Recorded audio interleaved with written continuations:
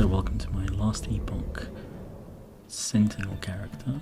This is a throw skill character. I'm going to show you the progression for what I did the campaign in this video, and I'll follow it up after with an end build guide. So here I'm showing the hammer throws, currently at level 7. Just going through a couple of the skills that I was thinking of getting and what I had already.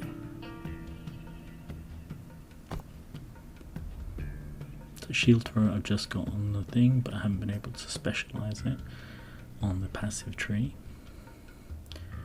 I've gone for not the physical melee damage, obviously, because that doesn't change anything. And these gloves, River Bend Grasp, are essential to the build. At the beginning especially, they're from level 8 onwards. Here's a bit more progression. I've now got the triple hammers, so it adds 2 projectiles. And ricochet. Shield ricochets a lot more now. You can see I'm throwing 3, but here's something to mention that you find a lot in RPGs and other games, that the skill, despite throwing 3, only ever hits with one of the hammers. So coming up here, you'll be able to see that I'm right up close, throwing 3 hammers through the enemy and is only ever getting hit once. That means essentially the skill does not shotgun in effect, so being close to the mob changes nothing. This is a bit of a, detrimental thing when it comes to these games, because it's risk versus reward, but in this they've just taken it out completely, which is fine. But you can see there, 1 hit does penetrate from the off, which is fantastic, and with 3 you cover a lot more ground, because the hammer is actually quite a small projectile and not easy just to click onto enemies sometimes, especially the smaller enemies. Obviously against bigger enemy types like this, having 3 projectiles at the same time would be advantageous.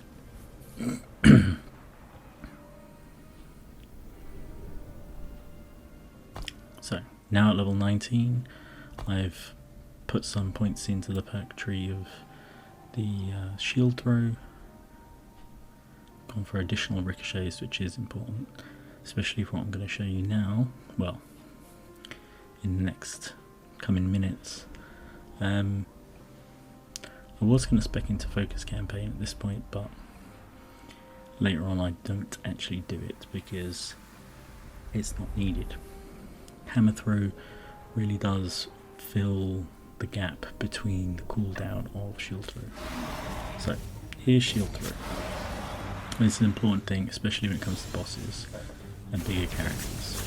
If you throw with a mob close by, or multiple mobs if you're not fighting a boss, it will ricochet multiple times per turn, trying to fill its quota of ricochet. I cannot do that. Essentially doing double or triple damage to one opponent with 1 throw. Here I'm just proving that it's what the item in your hand, the actual weapon, doesn't change anything to the shield throw. So this has a chance to chill, shock, bleed, poison, and blind. And I test it for a couple of minutes just to see if it has any effect on the throw whatsoever. I think I'm 100% sure now only global skills like stun and not stun on melee and things like that will actually have an effect.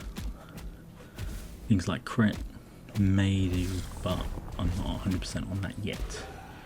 Although I think if it is a global crit strike chance, then it probably does.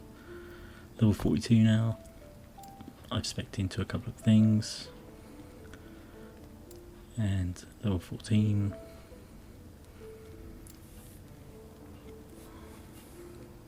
I've changed to Smite now as well because of my relic that I have, which is very important to this build. So here's the points for the Sentinel. I've completely ignored Overwhelm. I'm going for Juggernaut for Strength and Resist, just to get the passive perks up the line. Vitality and health regen is always nice. Then I put all of this into damage and stun avoidance. Just a bit into armor, again to push the passive tree up. And block chance helps because there's a node that basically adds the amount of block chance to your damage. Iron Mastery is worth having 1 point in. The chance never goes beyond 5, so it's a little bit of damage, but I wouldn't waste many points on this. I think once you get to Smite level, you might as well stop putting points into it. And now the Paladin tree. Conviction for pure damage, fire penetration and physical penetration is good. Attunement slots and extra resist. Again, block chance, put a couple of points into that for block efficiency as well, and wanting to basically heal on block, which is nothing, but I might change that later on. I might take that point out. So there wasn't much between until I got to this, which gives necrotic resistance, which is fantastic, because that's always quite hard to find on gear. Static defender, the armor's good, and then again armor increased by 10%. Then you need the first one to get this one, and the block chance again, putting my block up to 35%. Holy Precision, you'd absolutely want this. Crit chance strike for throw is the only place you can get it on there, and all items. And then I've gone straight in for the heal and damage. And this is where I'll end. I'll spec into that fire node, but not into either of these, unless I've got an abundance of points. So that's what you're looking for. Increased throw, attack damage, and physical damage, I think, are the two primary ones for this, and also stun. Stun with, as you'll see, as a passive perk on the hammer throw, means that you will be doing additional damage, 30+% anything that's stunned. So having as much stun as possible means that you'll always be hitting that stun value. So this is where I currently am. At the end of the campaign, skills, this is very important. You have to go through Iron Spiral, but if you get this in res technique, it will not spiral the hammer and give you 80% more damage. There are a couple in there as well. Chain, that's further down the tree, which I'll probably get later. Orbit, I'm not sure I'll bother about the base crit chance. It's not very high, but if we've got the points, it might happen. But I've still got a lot of damage nodes to go on this. I just wanted to spec into as many things as possible to get the hammer going. Like Overwhelm here is when you get damage versus stunned, which is essential if you want to do big crits, along with the passive smite that happens automatically. I haven't spec'd the last point into this because 3 hammers is doing the work at the moment, which is fine. And then you've got Ballista, which increases damage. Again, like I said, lots of damage nodes left to go, and I'm doing great damage with the build, so chance to deal double damage is essential as well. And then you have this, which is a global increase in damage. Still need to put a node into that as well, and it does affect. So it's good to have Hammer Throw always up before you have this Guardian Zeal up before you use your Shield Throw for maximum damage as well. Smite now, I've gone basically into this because of its perk that procs on the relics. So I've gone extra area, a little bit of heal. I might spec in more into that for survivability if needed. And then I've gone for damage to ignite, to do as much dot damage as possible for bigger damage, for bigger enemies like bosses.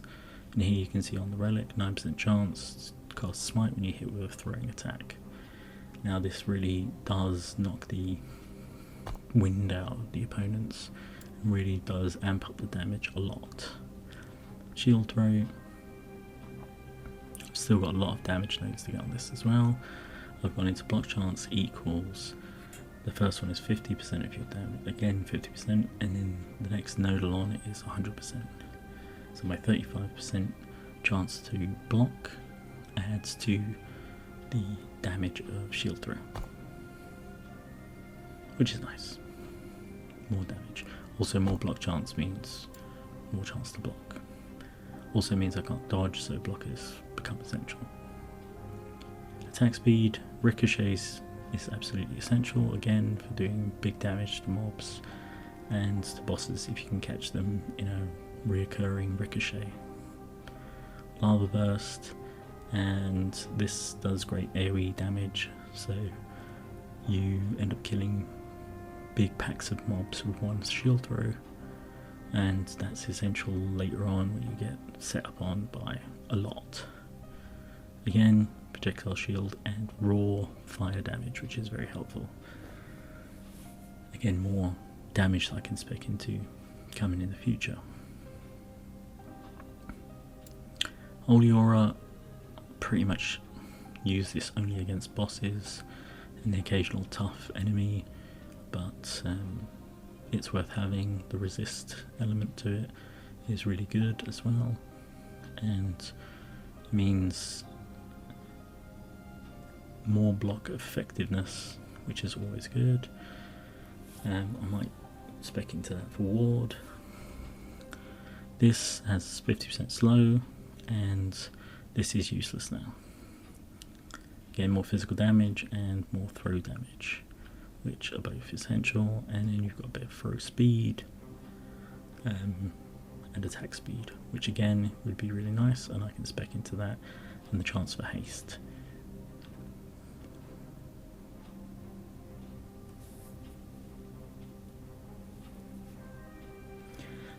This is pretty much utility. Shield rush costs a lot initially, but you basically put all your points into that to get it down to, I think it takes about 30 mana at the end. Speed while running is always good, damage taken while running.